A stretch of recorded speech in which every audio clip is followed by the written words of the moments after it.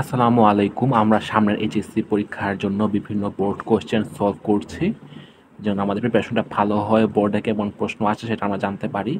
তো আজকে আমরা তারই কন্টিনিউশনে বায়োলজির সেকেন্ড পেপারে, এটা আমাদের ফার্স্ট চ্যাপ্টার প্রাণীর বিভিন্নতা ও শ্রেণীবিন্যাস, সেখানে আসা ইসিগোটা সলভ করবো। এটা বরিশাল বোর্ড 2023 এসেছিল। তো এখানে বেশ কিছু পর্ব সম্পর্কে আইডিয়া পাবো আমরা, তাই আমি ভাবছি ইসিগো তোমার জন্য ভালো হবে।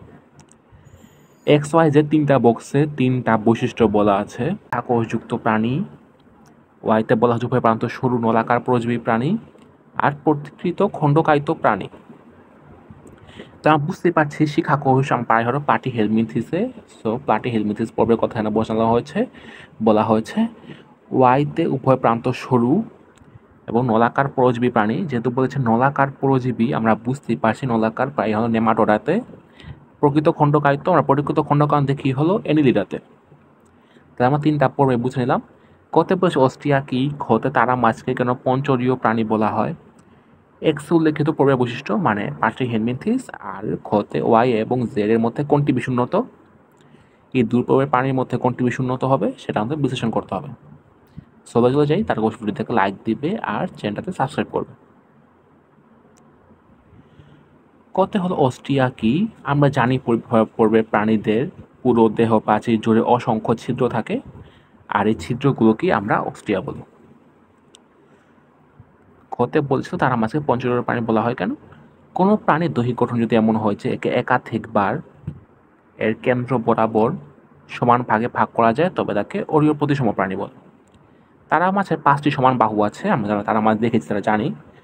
ফলে একে যে কোনো তলে সমান 5 ভাগে বিভক্ত করা যায়। যেহেতু 5 ভাগে বিভক্ত করা যায়, তাই একে পঞ্চরীয় প্রাণী বলে। প্রথমে দেখলাম যে শিখাদ্দিক কোষ দিয়ে আমরা বুঝেছিলাম যে প্লাটি হেলমিনথিস। তো এর বৈশিষ্ট্য আমরা দেখি। প্লাটি হেলমিনথিস হলো প্রথম ত্রিস্তরী প্রাণী, অর্থাৎ এদের দেহে একটোডার্ম, মেসোডার্ম, অ্যানোডার্ম দেখা যায়। এরা টিস্যু অঙ্গ মাত্রার প্রথম প্রাণী, তার মানে এদের টিস্যুগুলো অঙ্গ তৈরি করে।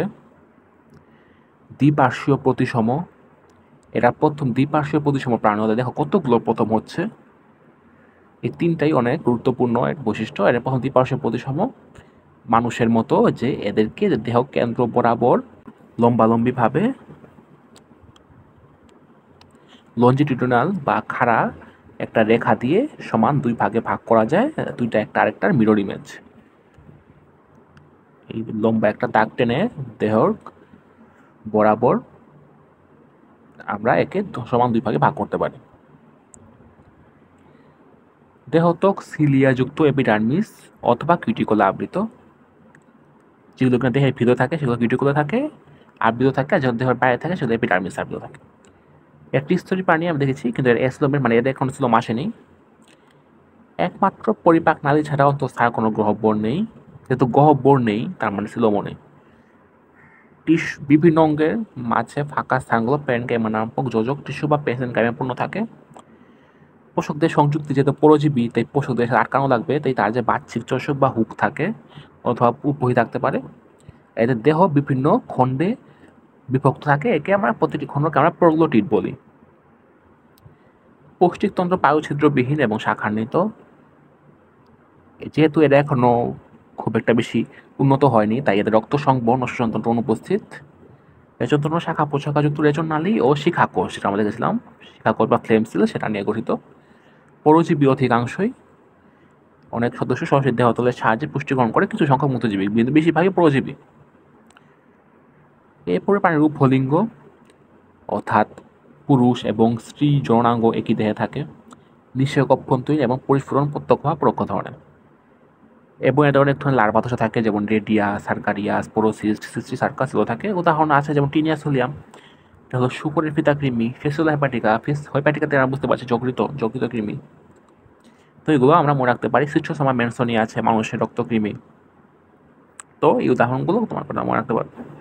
বিশেষ করে টিনিয়া আর ফেসিওলা, এই দুটো অনেক ইম্পর্টেন্ট। তোমাদেরকে দুটো চিত্র দিয়েও দেখাতে পারে যে এই পর্বের বৈশিষ্ট্য বলো, এই দুটো অনেক ইম্পর্টেন্ট। এখন খতে যদি আমরা দেখি, আমরা উদ্দীপক থেকেই বুঝেছিলাম যে ওয়াই পর্বটা হলো নেমাটোডা, এদের নলাকার দেহ আছে। জেড পর্বটা এদের ট্রু সেগমেন্টেশন আছে। বৈশিষ্ট্য অনুযায়ী উন্নত জীবগুলো শ্রেণীবিন্যাসে প্রথম দিকে থাকে এবং উন্নত জীবগুলো শ্রেণীবিন্যাসের দিকে অবস্থান করে। তোমরা এই চিন্তা করো, কমন সেন্স খাটিয়ে, যত উন্নত হয় তত সামনের দিকে যেতে থাকে। তাই যত আমরা পর্বত ধরে সামনের দিকে যাবো তত উন্নত হবে। তাই আমরা বুঝতেই পারছি যে নেমাটোডার চেয়ে এনিলিডা বেশি উন্নত হবে, যেহেতু এটা সামনে আছে। আমরা পড়ি না, মোরফ্ল্যান্ডারিয়া, প্লাটিহেলমিনথেস, নেমাটোডা, মলাস্কা, এনিলিডা। নেমাটোডা চেয়ে এনিলিডা আগে আসলে আমরা এটা অবশ্যই উন্নত হবে। তো আমরা এই বৈশিষ্ট্যগুলো দেখলে বুঝতে পারবো। নেমাটোডার দেহ নলাকার, দ্বিপার্শ্বীয় প্রতিসম। এনিলিডাও দেহ নলাকার, দ্বিপার্শ্বীয় প্রতিসম। নেমাটোডার প্রাণীরা সুডোসিলোমেট, মানে এর প্রকৃত সিলোম নেই এবং এরা অখণ্ডকায়িত। কিন্তু যেটা এখানে বলা নেই, কিন্তু এনিলিডা কিন্তু সিলোমেট। এনিলিডা কিন্তু সিলোমেট, তার মানে ওদের সিলোম কিন্তু আছে, ওদের কিন্তু সিলোম আছে। তাই এটা একটা উন্নত বৈশিষ্ট্য ওদের। এবং এদের প্রকৃত খণ্ডাণু উপস্থিত, তার মানে এটাও কিন্তু একটা গুরুত্বপূর্ণ বৈশিষ্ট্য যে মানুষেরও কিন্তু খণ্ডকান থাকে। এই খণ্ডকান দিয়ে তারা দ্রুত চলাচল করতে পারে। আর্থ্রোপোডা মানুষের যেমন খণ্ডকান আছে, তার বিভিন্ন কাজে লাগে।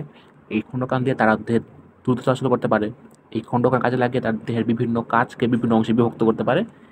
তাই এটা কিন্তু একটা উন্নত বৈশিষ্ট্য।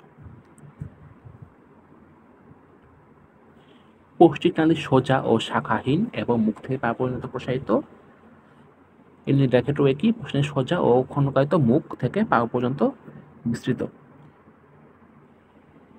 মুখ ছিল সাধারণত বৈশিষ্ট্যপূর্ণ ওষ্ঠে, এটা ওষ্ঠ হবে মানে লিপস। এলিনিডার ক্ষেত্রে দেহের প্রায় প্রতিটি খণ্ডক বস্তু নেফ্রিডিয়া নামক পেছনালিকার অ্যাঞ্চোরিয়াম হিসেবে কাজ করে এবং রেচনের জন্য ওদের একটা স্পেশালিস্ট অঙ্গ আছে, নেফ্রিডিয়া। শ্বসনতন্ত্র সংবন্ধন উপস্থিত, আর এলিনিডার ক্ষেত্রে অর্থ সংবন্ধনটা উপস্থিত পথ্য প্রকৃতির। মোটরের ক্ষেত্রে আমরা এবিটিভ ও মাইক্রোফাইলেরা লার্ভা দেখতে পারি, আর এলিনিডার ক্ষেত্রে আমরা ট্রকোফোরা এবং লার্ভা দেখতে পারি, যেটা কিনা মুক্ত সাঁতারু।